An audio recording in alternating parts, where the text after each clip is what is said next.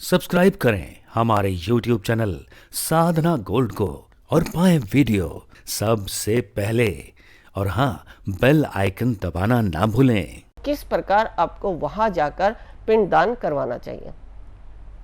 सर्वप्रथम जब आप जाते हैं तो पहले दिन रात्रि में आप तुलसी दल से विष्णु सहस्त्र नाम का विष्णुपद मंदिर में आप संस्कार करते हैं। आप उनको विष्णु जी को जहाँ पर गयासुर के ऊपर भगवान विष्णु ने अपना पांव रखा था उसको स्थिर करने के लिए, क्योंकि गयासुर जो है बहुत ही पवित्र और पुण्य आत्मा थी। उसने इतना पुण्य किया था कि उसके दर्शन मात्र से ही सभी लोग स्वर्ग में जाने लगे थे।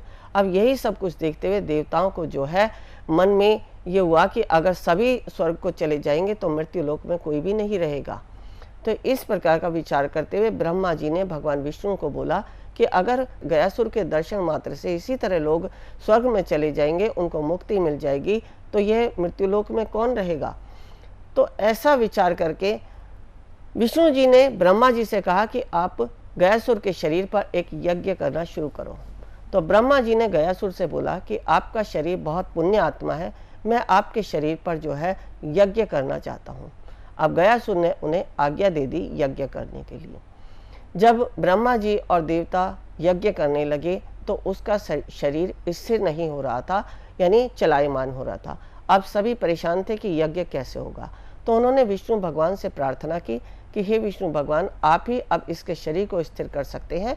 तो उन्होंने जो है गयासुर ने यही कहा कि अगर समस्त देवी देवताओं के साथ भगवान विष्णु अपना पग रखते हैं तो मैं स्थिर होऊंगा। तो वहाँ ब्रह्मा जी विष्णु जी के पास प्रार्थना अर्चना करने के लिए गए और उनको विष्णु जी को वहाँ बुलाया।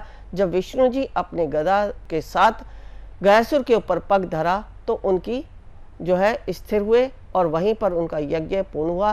तभी से जो है भगवान विष्णु ने गयासुर को वरदान दिया कि ये जो एरिया 84 कोस तक का है ये गया धाम से पूजा जाएगा, और जो भी कोई व्यक्ति यहाँ आकर पिंडदान करेगा या इस पृथ्वी पर, इस भूमि पर किसी का दाह संस्कार होगा तो उसकी मुक्ति अवश्य होगी और उसको विष्णु धाम मिलेगा, उसको वैकुंठ धाम मिलेगा, उसकी मुक्ति हो जाएगी।